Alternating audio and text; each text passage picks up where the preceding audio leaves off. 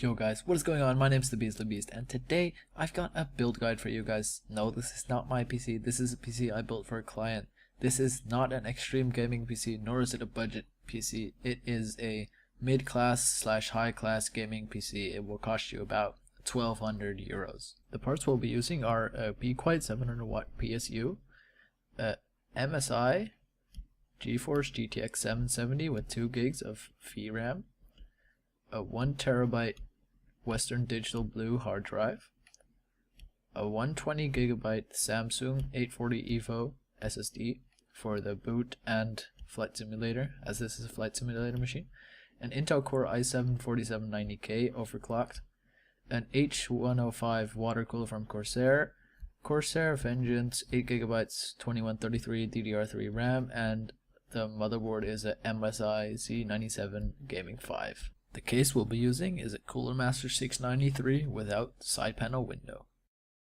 One thing I really like about this case is that the right side panel has this huge bulge coming out of it for you to put all your cables underneath, which is really neat, I think.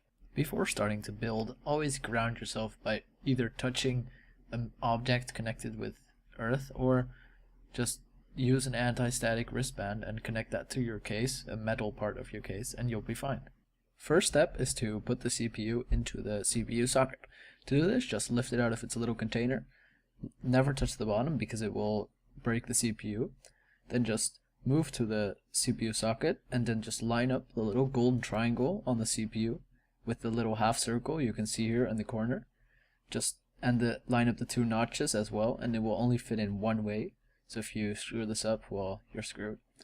And then just put it in. It will fall into place, and then just push down the retention lever, and it will require a lot of force, and you will hear some not very good sounds, but that's completely normal. And after that, the little black thing will shoot out. The next step is installing our DDR3 RAM. To do this, just unclip the little notches on both sides of the RAM slots. Take your RAM and line up the notch in the middle with the notch on the motherboard. Then just push it in. It will only go in one way, so just be careful. And then just push it in with some force, and you'll hear two satisfying clicks, and the RAM will be in place. That's how simple it is. This is what it looks like when both our RAM slots are filled. The next step is to install the H105 water cooler from Corsair. To do this, just take out the screws included in your package for the socket that you were using, which is either 1150 or 2011, and then just screw them into the 4 holes that are surrounding the CPU socket.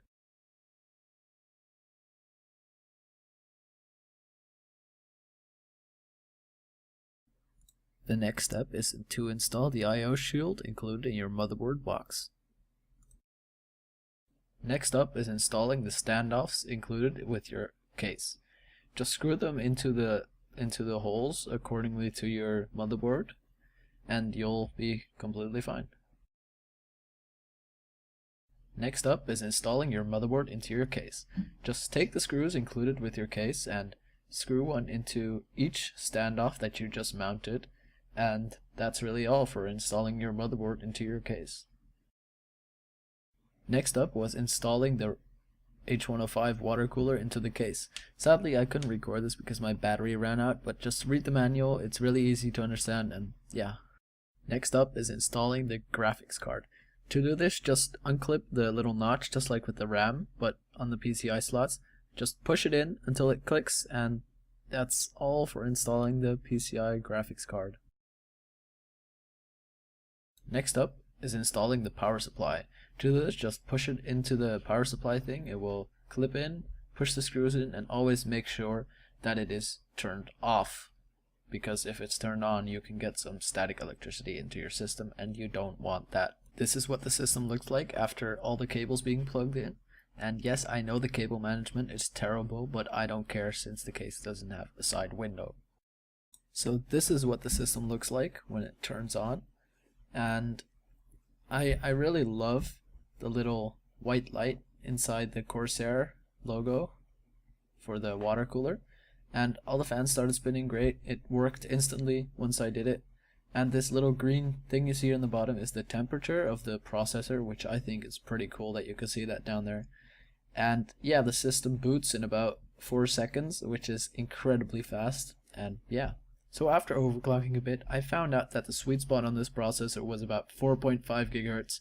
I tried 4.6 and 4.7, but the CPU just got too hot too fast, so I didn't go there.